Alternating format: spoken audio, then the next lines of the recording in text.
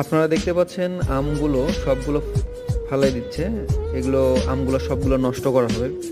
আসলে এসব সবগুলো আমই মানে পরিপক্ক হয় নাই, কেমিক্যাল দিয়ে পাকানো হয়েছে, যা অনেক সময় অনেকে বলেন যে ফরমালিন।